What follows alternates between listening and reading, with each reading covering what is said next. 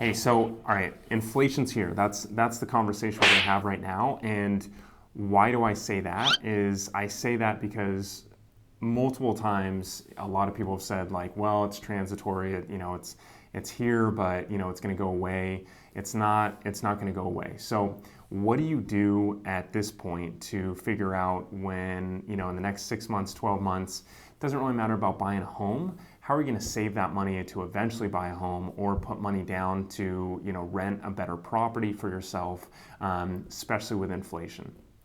So a couple of tips and tricks. There's certain things that you can do to make sure that your prices are going down or they're staying the same. So what I would do is three things. Make sure that for any bills that you have, so for instance, a cable bill, a electricity bill, those types of things, you're making those phone calls to those providers and saying like, hey, can you redo my bill, or make sure that those bills are looked through thoroughly with you and that provider, or go to another provider that's locally. For instance, if there's two providers in your area, go to that other provider and say, hey, I'm paying $50 a month. Can I pay $40 a month? That's going to save you some money and also increase the ability for you to save more money.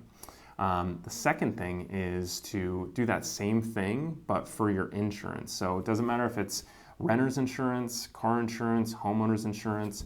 Make sure that you're doing that for those specific insurance providers. You can have them say, okay, well, hey, I've been a good lifelong customer for the last 10 years and I've never got a break, or it seems like it's going up. Can you reevaluate my situation?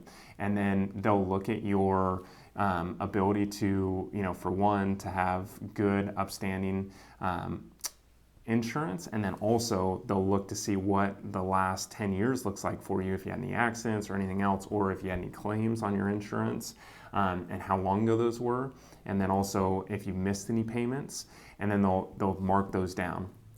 The third thing, pardon me, is wherever you're, sending your car payments, if it's, for instance, you just bought a car 6 months ago, or you bought a car, 2 months ago, or you bought a car 5 years ago, and you still have a little bit left, think about either paying that off or calling a couple of different banks to see what that interest rate was on that car, to see if you can lower that interest rate. Granted, we just came out of very, very low interest rates, but you can still have that conversation with them, or see, if you have an extra, $1,000 in the bank and you have $1,500 left on that car payment, and note, you can pay that off, and then ultimately, instead of paying $250 a month, you paid it off there in full. You still have some money in your emergency fund, and then you can now start saving that $250 you were paying a month towards something else, towards that rental that you want to bump from a 2-bed 1-bath now to a 3-bed 2-bath. So,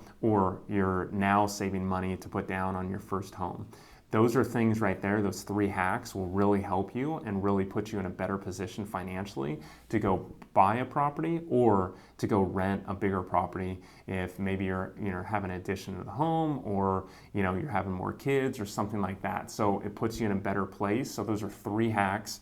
Talk to your cable and service providers locally. Make sure that you're paying the right amount. Also talk to your insurance provider to make sure that you're paying for the right insurance. And then if not, then go shop around at other insurance companies. And then the third one is, if you do have a car payment, either pay that car payment off if you can, so you can continue to save that money that ultimately was building up interest and everything else on that car note, and then put that down to either a rental or a bigger home. So those are 3 hacks that can really save you money, especially in this inflationary market. So thanks for watching.